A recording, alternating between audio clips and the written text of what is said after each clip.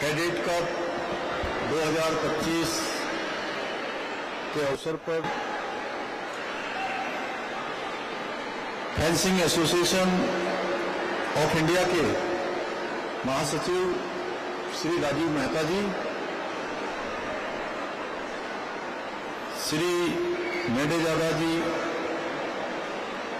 सैयद उल्लाह मोहम्मद नवायरी जी, खर्चियन जुडिस वंडरता जी, गालिब हसन जी, Bharatiya Janata party के जिला अध्यक्ष श्री यहाँ के स्थानीय विधायक आदरणीय मोहन सिंह बिष्ट जी, भीमताल विधानसभा के माननीय विधायक राम सिंह कैड़ा जी, रानीखेत विधानसभा के माननीय विधायक प्रमोद नैनवाल जी, डॉक्टर अनिल डब्बू जी, शंकर कोरंगा जी, श्री महेश नेगी जी, उत्तराखंड ओलंपिक संघ,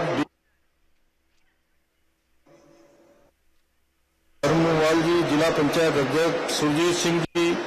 मंजीत सिंह जी, आयुक्त कुमाऊं मंडल श्री दीपक रावत जी, डीएम नैनीताल वंदना सिंह जी एवं यहाँ पर उपस्थित हमारे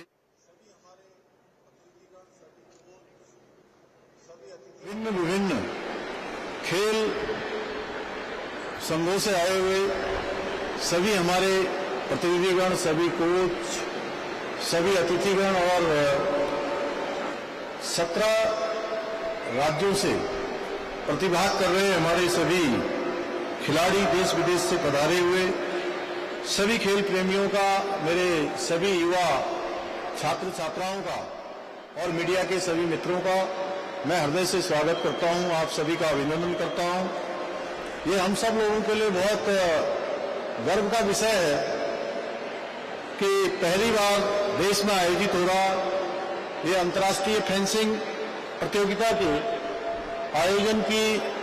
मेजबानी का अवसर देवभूमि उत्तराखंड को प्राप्त हो रहा है। मैं इस प्रतियोगिता के सफल आयोजन के लिए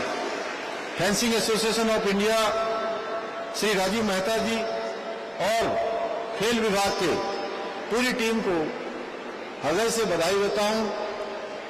मुझे जानकर अत्यंत प्रसन्नता हो रही है कि इस अंतर्राष्ट्रीय प्रतियोगिता में एशिया के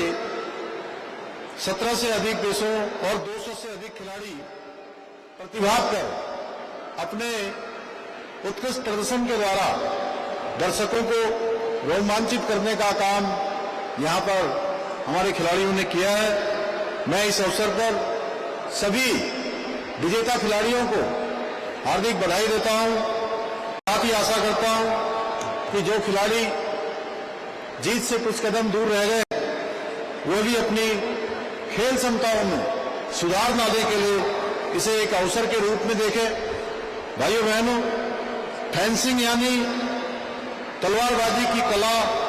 मानव सभ्यता के आरंभ से ही अस्तित्व में रही है। प्राचीन भारत में शस्त्र और शास्त्र दोनों के एक ज्ञान की पूर्ण शिक्षा से माना जाता था और प्राचीन काल में शस्त्र शिक्षा, शस्त्र विद्या हमारी शिक्षा का अनिवार्य भाग हुआ करती थी। हमारे गुरुकुलों में युवाओं को वेद, पुराण और शास्त्रों का अध्ययन ही नहीं कराया जाता था, बल्कि आत्मरक्षा के लिए और समाज की रक्षा हेतु उन्हें तलवार चलाने, गदा एवं धनुष बाण चलाने और युद्ध कला का प्रशिक्षण भी दिया जाता था। प्रभु श्री राम और उनके अनुज भाइयों ने गुरुकुल में न केवल शास्त्रों का ज्ञान प्राप्त किया, बल्कि शास्त्रों के संचालन और युद्ध कला का भी कठिन प्रशिक्षण प्राप्त किया। वहीं महाभारत में कौरव पांडव दोनों ने ही गुरुकुल में धर्म, नीति और के साथ साथ धनु विद्या, गदा, तलवारबाजी और विभिन्न युद्ध कलाओं का प्रशिक्षण प्राप्त किया। ऐसे ही हमारे इतिहास में यदि मैं बात करूं, महाराणा प्रताप, छत्रपति शिवाजी महाराज, गुरु गोविंद सिंह जी, रणजीत सिंह जी, श्री झांसी की रानी लक्ष्मीबाई जैसे अनेक महान योद्धाओं का उल्लेख मिलता है जो तलवारबाजी में अद्वितीय कौशल, अनुपम वीरता के लिए सदैव स्मरण किए जाते हैं। चाहे पंजाब में सिख परंपरा में गतका हो, केरल में कलारिया पट्टू हो, या फिर उत्तराखंड, राजस्थान या देश के अन्य क्षेत्रों में तलवारबाजी और शस्त्र विद्या की गौरवशाली परंपरा हो, आज भी हमारे देश की विविध संस्कृतियों में विभिन्न शास्त्र विद्याओं का बहुत महत्व है। परंतु आधुनिक भारत में फेंसिंग खेल की शुरुआत काफी देर से हुई। अन्य खेलों की तुलना में फेंसिंग को उतना प्रोत्साहन नहीं मिल पाया, लेकिन कुछ वर्षों में फेंसिंग ने तेजी से लोकप्रियता हासिल की है। अर्जुन अवार्ड से सम्मानित भवानी देवी के राष्ट्रमंडल खेलों और एशियाई खेलों में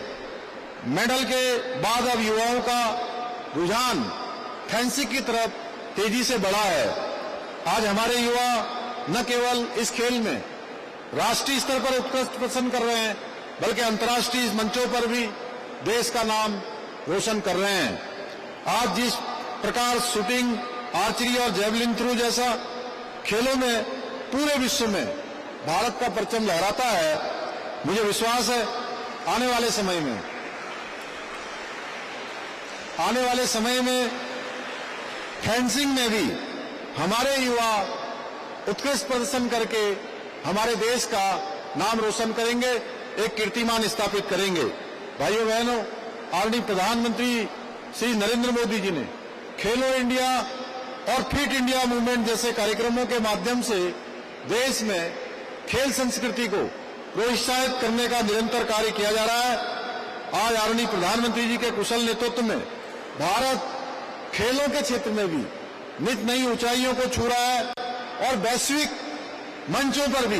अपनी एक विशिष्ट पहचान बना रहा है। उनके मार्गदर्शन में ही हमारी सरकार प्रदेश में भी खेल संस्कृति को बढ़ावा देने और खिलाड़ियों को प्रोत्साहित करने के लिए निरंतर कार्य कर रही है। इसी वर्ष हमारे राज्य में हुई 38वें राष्ट्रीय खेलों के भव्य एवं सफल आयोजन ने उत्तराखंड को देवभूमि के साथ साथ खेल भूमि के रूप में स्थापित करने का मार्ग भी प्रशस्त किया है। इन खेलों में उत्तराखंड के खिलाड़ियों ने 103 पदक प्राप्त किए और 7वां स्थान प्राप्त करके एक नया इतिहास बनाने का काम किया। हमने राज्य में 517 करोड़ रुपए की लागत से विश्व स्तरीय इंफ्रास्ट्रक्चर विकसित करने का प्रयास किया है। इसी का परिणाम है कि आज उत्तराखंड राष्ट्रीय नहीं बल्कि अंतर्राष्ट्रीय खेल प्रतियोगिताओं के आयोजन के लिए भी एक महत्वपूर्ण स्थान बन गया है, जिसका एक उदाहरण एशियन कैडेट कप भी है, जो आप सबके मध्य में आयोजित हो रहा है। यही नहीं